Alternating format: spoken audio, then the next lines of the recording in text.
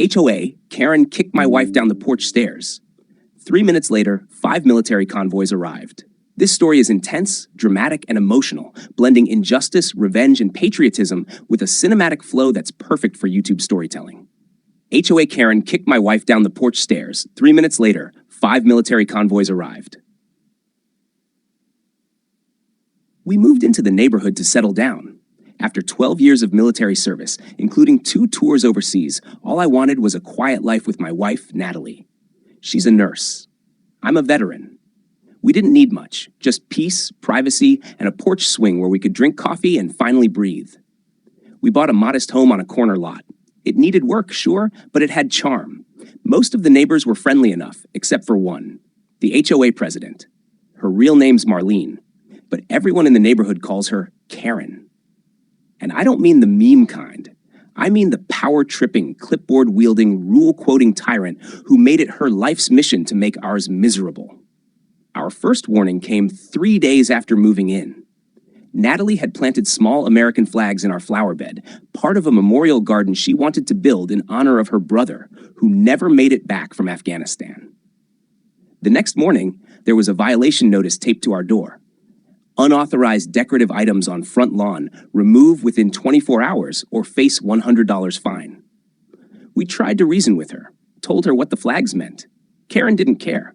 They don't match the approved aesthetic palette, she snapped. Rules are rules. We left them up. The fines kept coming. Then came the threats, letters warning of liens, property violations, even potential legal action for non-compliance. But the real breaking point happened on a Tuesday morning when I was away helping my buddy on base with a veteran outreach program. Natalie was home alone. She was on the porch, trimming back some vines from the banister when Karen marched up, fuming. According to our security camera footage, Karen didn't just yell. She invaded our space. "You were told to clear this porch," she shouted. Natalie calmly tried to explain. The vines were decorative, not structural, and the porch had passed inspection. But Karen wasn't there to listen. She was there to escalate. And that's when she shoved my wife. It wasn't a little nudge. It was a full-on shove. Natalie lost her balance and fell backward down the 3 concrete porch stairs. She landed hard on her side, hitting her shoulder and her head. Our camera caught the whole thing in 4K, time-stamped with audio. Karen didn't even help. She looked down at Natalie, muttered something, and walked off like nothing happened. Natalie managed to call me. I was 20 minutes away. But I didn't need 20. I needed 3. Because I wasn't the only one she called. Unbeknownst to Karen, Natalie had an emergency contact protocol, something we'd set up back when I was active duty. One button on her phone sends a signal to 4 of my closest brothers in arms, veterans, still serving. 2 stationed nearby. One just happened to be driving a Humvee that morning. Another was at a National Guard post less than 5 miles out. Within 3 minutes, you could hear them coming. 5 military vehicles rolled into our quiet cul-de-sac like a thunderstorm with wheels. Humvees, black SUVs, 2 unmarked trucks. It looked like a small tactical unit. And they weren't subtle. Neighbors peeked through blinds. One guy dropped his rake. Kids stopped their bikes mid-pedal. I arrived right after them. Natalie was being helped by one of the guys, cradling her arm and crying. Not from pain, but from humiliation. And Karen? Karen came storming out of her house like she was about to scold a pack of Boy Scouts. Then she saw them. The patches, the uniforms, the combat boots. She froze. "What is this?" she shrieked.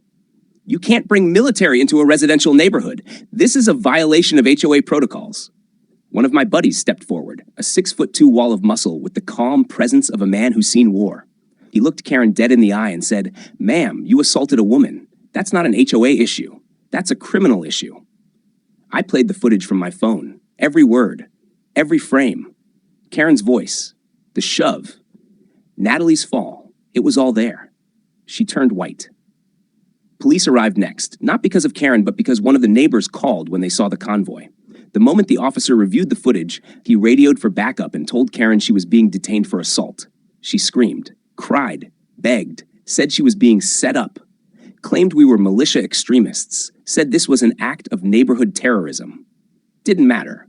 They cuffed her right there in front of the hydrangeas she used to fine people for trimming incorrectly. The HOA tried to cover it up, claimed Karen had been acting outside her authority, tried to blame it on a misunderstanding. But the footage went viral. I uploaded it, blurred Natalie's face, but left the shove, the voice, the aftermath. The internet did what it always does. Karen's name was out within days. Her reputation? Gone. The board tried to save face. Emergency meeting. Public apology. They begged us not to sue. We didn't. But we did run for the HOA board, and we won. Natalie became HOA president. First order of business? New bylaws protecting military families, banning personal harassment from board members, and allowing memorial decorations without board approval. Karen? She was banned from holding any HOA position again, charged with misdemeanor assault. And last we heard, she moved out quietly. Middle of the night, no forwarding address. I don't care where she went. All I care about is that Natalie healed, that we got our porch back, that her brother's flag still waves in our garden, and that when they messed with my wife, they forgot one thing. You don't shove a soldier's family and expect to walk away clean. Not in my neighborhood. Not ever.